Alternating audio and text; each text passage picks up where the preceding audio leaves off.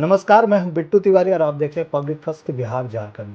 इस वक्त एक ऐसे शख्स के पास है, शायद उन्हें नाम बताने की आवश्यकता नहीं और वो नाम के मोहताज नहीं है, लेकिन फिर भी मैं बता दूं कि ये नवादा ज़िले के राष्ट्रीय जनता दल के रेणु सिंह हैं, जो राजद के महिला प्रकोष्ठ अध्यक्ष है।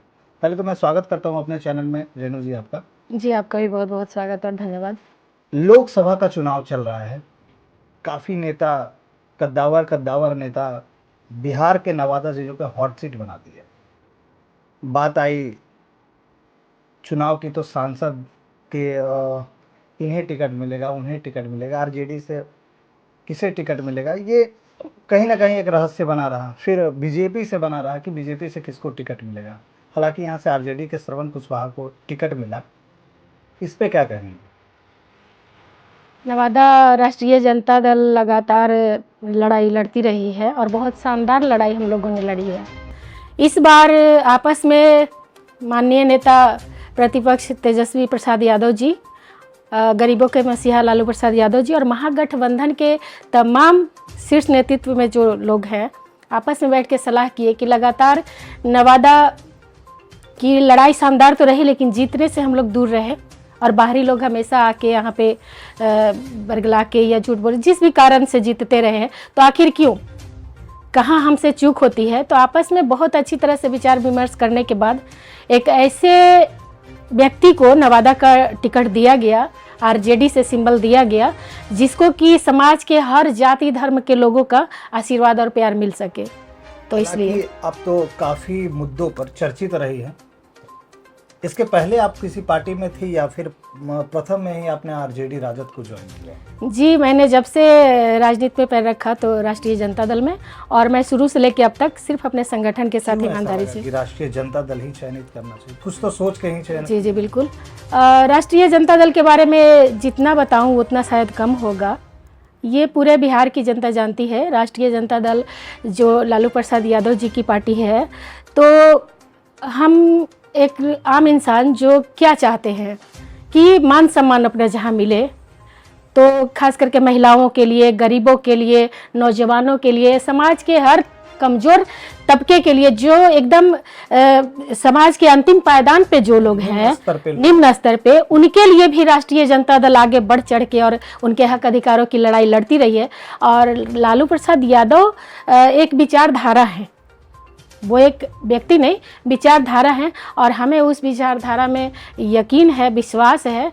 बस यही एक कारण रहा कि हम शुरू से आरजेडी के साथ थे, हैं और आगे भी रहेंगे। हालांकि बीच में बहुत सारे चर्चे आए, पार्टी टूटने की बात हो गई, महागठबंधन में शामिल हो गए नीतीश कुमार, जो एनडीए में पहले गठबंधन था उनका जी। उसके बाद फिर से पार्टी टूट जाती है और फिर से नीतीश कुमार बगावत करते हैं और फिर से मुख्यमंत्री के पद पर स्थापित होते हैं।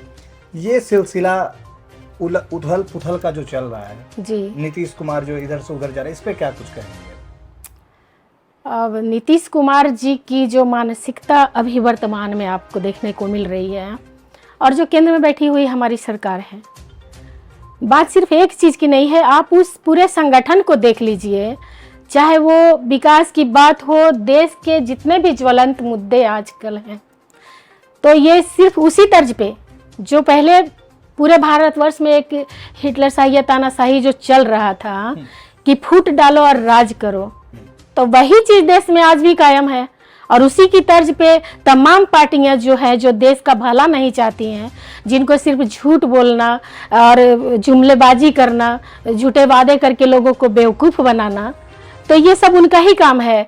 जब भी देश के विकास की बात होती है तो मंदिर मस्जिद की बात होती है, जब भी रोजगार की बात होती है, बोले थे कि काला धन वापस लाएंगे, विदेशों से 15-15 लाख रुपया सबको देंगे, 2 करोड़ रोजगार देंगे, कहाँ आज वो सारी बातें हैं। आप तो बोलते हैं कि हम राम को लाए हैं तो मंदिर हम बनवाए हैं, हिंदू मुस्लिम करते हैं। कहीं कहा जाए तो बीजेपी धर्म को हर बार मुद्दा बनाकर और सीधे साधे देशवासियों को वर्गलाकर जो फूट डालने की जो नीति है। देखिए अभी जो महागठबंधन में जब शामिल हुए माननीय नीतीश कुमार जी और भाई तेजस्वी जी प्रसाद यादव जी की जब दोनों की सरकार बनी, तो आपने देखा कि जो 17 सालों में नहीं हुआ, जो कि अभी खास करके देश की नहीं बिहार की तो सबसे मुख्य समस्या जो थी बेरोजगारी की। और जैसा कि हमारे नेता ने 2020 के चुनाव में ये घोषणा भी किया था कि हम जैसे ही मंत्री बनते हैं तो पहली कैबिनेट की बैठक से अपने कलम से 10 लाख लोगों को रोजगार देंगे। तो ये आपने देखा कि जो उन्होंने बोला तेजस्वी प्रसाद यादव ने, तो उसको पूरी तरह से उस उम्मीद पे खरे उतरे।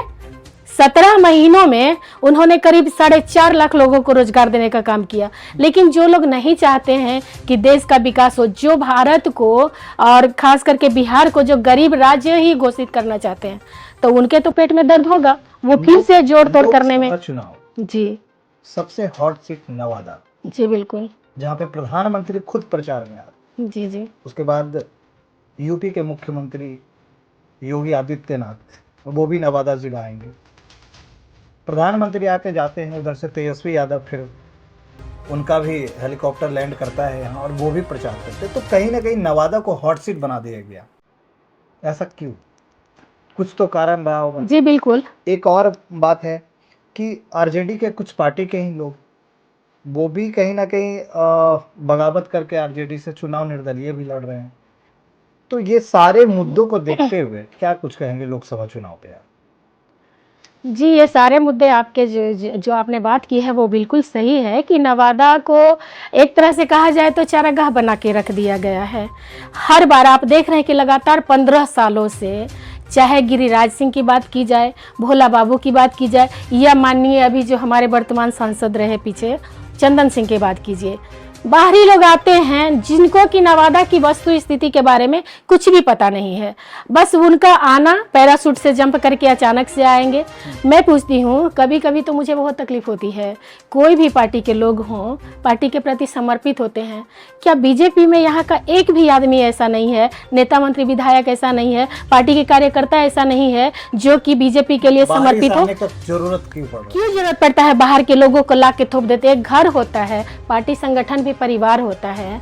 अगर हर तरह की बातें होती है, जब 10 फैमिली मेंबर एक घर में रहते हैं, सारी समस्याओं को, सारी परेशानियों को, दुख सुख को झेल कर अपने घर को आगे बढ़ाते हैं, अगर बाहर के किसी एक आदमी को अचानक से लाके घर का मालिक बना दिया जाए, वो क्या समझेगा घर के लोगों के दुख दर्द को, उसकी समस्याओं को, उसकी जरूरतों को? और वही हाल नवादा का लगातार 15 सालों से हो रहा है। हालांकि विवेक ठाकुर प्रधानमंत्री के कामों को लेकर वोट मांग रहे हैं। जी बिल्कुल, प्रधानमंत्री के कामों के बारे में कितना कुछ गिनाया जाए। बदलने और बेचने के सिवा अगर कभी उन्होंने बनाना या लाना सीखा होता, 15-15 लाख खाते में पहुंच गया होता जब काला धन ले आते। आप मुगल सराय को बदल के दीनदयाल कर दीजिएगा, ताजमहल को बदल के मोदी महल कर दीजिएगा, ये कौन सा उपलब्धि हुआ? राम मंदिर बनवा के आप बोलते हैं कि हम राम को लाए हैं। राम में हम भी विश्वास करते हैं, रघुवंशी है, राजपूत हैं हम भी। लेकिन इस चीज को मुद्दा बना के आप रोजी रोजगार की बात करें, भ्रष्टाचार की बात करें, देश के विकास की बात करें, वो होता नहीं है, तो वो बड़ी तकलीफ होती है। एक बात आपने कहा कि महिलाओं का सम्मान की बात जी, तो क्या बीजेपी महिलाओं का सम्मान नहीं करती? इसका तो ताजा तरीन स्मृति ईरानी की आपने एक बात कही। जी जी बिल्कुल, स्मृति ईरानी वो माननीय मंत्री सही वह हैं।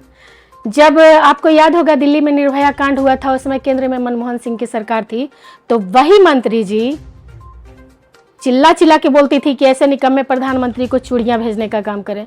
आज मैं पूछती हूँ, उनके हाथों में चूड़ियां नहीं है क्या? क्यों चुप हैं? जब हाथरस गैंगरेप होता है, जब मुजफ्फरपुर बालिका गृह कांड हुआ और जब देश जल रहा था, मणिपुर में महिलाओं को निर्वस्त्र करके घुमाया गया, तो उनके कानों पे तो जू नहीं रहेंगी। कहीं ना कहीं सत्ता आने के बाद इन बातों को दबना पड़ा। सत्ता के प्रत्यक्ष दुरुपयोग करके और जिस तरह से या तो वो किसी स्टेट के माननीय मुख्यमंत्री हो या जो भी विपक्ष के नेता मंत्रीगण हो। आपको क्या लगता है कि सारे भ्रष्टाचारी सिर्फ आरजेडी और विपक्ष में ही हैं? बीजेपी वाले सब दूध के धुले हैं? लेकिन नहीं, बीजेपी में आओ सारे पाप धुल जाएंगे, अच्छे वॉशिंग पाउडर से कुछ भी नजर नहीं आएंगे। तो बात वही है ना, जिसने बीजेपी को ज्वाइन कर लिया वो सब सही है, जिन्होंने अन्याय के खिलाफ अगर आवाज उठाई वो गलत है। उनको ईडी सीबीआई सबका डर दिखा के छापामारी करवा के जेल में डाल दिया जाएगा। यही तो हो रहा है देश में। कहीं ना कहीं सिस्टम जो है सरकार के दबाव में है पूरी तरह से। लेकिन हाँ, देश की जनता सब कुछ देख रही है, सब समझ चुकी है, और ये तो अब रिजल्ट आपको 2024 वाला बता दिया जाएगा। ये नवादा के लोकसभा चुनाव में क्या आपको लगता है कि आरजेडी को कैसा सपोर्ट मिल रहा है लोगों का? नवादा लोकसभा चुनाव में लगातार हम लोग क्षेत्र में भ्रमण जो कर रहे हैं, हर एक जनता के हर एक जात का आशीर्वाद मिल रहा है। सब लोग चाहते हैं कि नवादा में बदलाव हो, नवादा का बेटा नवादा का सेवक बने, और श्रवण कुशवाहा जी को सबका प्यार आशीर्वाद मिल रहा है। हालांकि श्रवण कुशवाहा जी को यहाँ से टिकट मिल गया, और यहाँ के वर्तमान एक छोटा सा विषय है, लेकिन अगर इसे कहें तो बड़ा भी विषय है कि आरजेडी के ही खुद यहाँ पे 3 नेता जी जो आरजेडी के हैं, थे और रहे हैं पहले, अब भले ही वो आरजेडी से बगावत करके वो खुद निर्दलीय से लड़ रहे हैं। दूसरे एमएलसी भी एक हैं, और रजौली विधानसभा क्षेत्र के एक विधायक जो आरजेडी के हैं वो भी उस निर्दलीय को ही सपोर्ट कर रहे हैं, और इसके साथ ही नवादा के भी जो विधायिका हैं वो भी आरजेडी से हैं, वो सपोर्ट कर। इसमें कुछ कहेंगे? जी देखिए, परिवार है हम सब, नवादा के जो भी आरजेडी के या मंत्री हो, विधायक हो, मनमुटाव ऐसा कुछ भी नहीं है। ऐसा कि निर्दलीय उनको चुनाव लड़ना पड़ गया? देखिए, चुनाव लड़ने के लिए चूंकि डेमोक्रेटिक देश है तो हर आदमी आज़ाद है। चुनाव आप भी लड़ सकते हैं, हम भी लड़ सकते हैं। बात रह गई संगठन की, तो आप जानिए कि महागठबंधन के सभी साथियों के बीच में और जो शीर्ष नेतृत्व राष्ट्रीय जनता दल के हैं, सबने आपस में सलाह विचार किया, और जिनकी आप बात कर रहे हैं वो अपने ही परिवार के सदस्य है। एक अहम भूमिका उनका राजनीति में रहा है, नवादा की राजनीति में। तो बस वही एक चीज जो मैंने अभी बोला कि फूट डालो और राज करो। घर में बहुत तरह की बातें होती है, मतलब ये बाहरी लोग मौके को भुनाना चाहते हैं, लेकिन सुबह का भूला अगर शाम को घर आ जाता है ना तो उसको भूला नहीं कहते हैं। हमारा तो काम ही है लोगों को जोड़ना। अपने परिवार का एक सदस्य अगर किसी कारण से अगर नाराज भी है तो उसको मनाना हमारा काम है। कुछ बातें हैं, धीरे धीरे सारी बातें साफ हो जाएंगी। हम लोग एक साथ थे और एक साथ रहेंगे। आप इस लोकसभा चुनाव में पूरे क्षेत्र भ्रमण कर रहे हैं, काफी लोग भी हैं आपके साथ जुड़े हुए, कैसा महसूस हो रहा है? किस टाइप का समर्थन, कैसा समर्थन मिला लोगों का? मैंने पहले भी बताया, अभी बार बार बोल रही हूँ कि जब हम क्षेत्र भ्रमण कर रहे हैं, हर एक लोगों से जब मिल रहे हैं तो खुले दिल से स्वागत किया जा रहा है, क्योंकि ये नवादा की जनता की मांग थी कि नवादा का बेटा होना चाहिए जो कि नवादा के दुख दर्द को समझ सके, नवादा का विकास कर सके। और बस एक ही नारा हर जगह से कि बाहरी को भगाना है और नवादा को बचाना है। हालांकि आपको नवादा का लोकसभा का प्रभारी भी बनाया गया राजा जी तो जी। इसको लेकर कैसे काम कर रही हैं? काम तो मैंने पहले से हम सब ने मिलकर शुरू कर दिया था। पद देने से पहले काफी पार्टी ने विचार भी किया होगा, तो उस पद का निर्वहन कैसे कर रही है? जी, हम लोगों ने इस क्षेत्र में बहुत पहले से काम शुरू। आपको बता दूं कि जब सदस्यता अभियान चला तो नवादा जिला पूरे बिहार में पहला राज्य है जिन्होंने 75,000 से ज़्यादा सदस्यों को जोड़कर, और पूरे बिहार में नंबर 1 पे नवादा जिला रहा हमारा। और हम लोगों ने बूथ स्तर तक की कमेटी को इस तरह से मजबूत किया, A to Z की पार्टी जो हमारे नेता का सपना है, तो उस तरह से लगभग सभी जात धर्म के लोगों को जोड़कर हमने एक मजबूत राजद नवादा में कायम किया है। और वो अब हर तरह के लोगों से लड़ने के लिए और नवादा के विकास के लिए पूरी तरह से तैयार है। अंततः क्या अपील करेगी, क्या लोगों को संदेश देगी, अंततः क्या संदेश देगी? जी जी बिल्कुल। मैं आपके चैनल के माध्यम से जितने भी लोग हमें देख रहे हैं, मैं पूरे बिहार की जनता से और ख़ास करके नवादा के हर एक भाई बंधु से, माताओं बहनों से, सभी से ये अपील करना चाहती हूँ कि अगर नवादा को बचाना है, नवादा का विकास करना है, तो आने वाले 19 तारीख को एक एक वोट, क्योंकि एक एक वोट की कीमत होती है जो आपका आने वाला भविष्य तय करेगा। जिस तकलीफ से आप गुजर रहे हैं, आपके बच्चों को अगर बचाना है, नवादा को बचाना है, तो एक एक वोट लालटेन छाप को दीजिए। श्रवण कुशवाहा जी को विजयी बनाइए, राष्ट्रीय जनता दल को मजबूत करें। जय राजद। इसी के साथ मिलते हैं अगली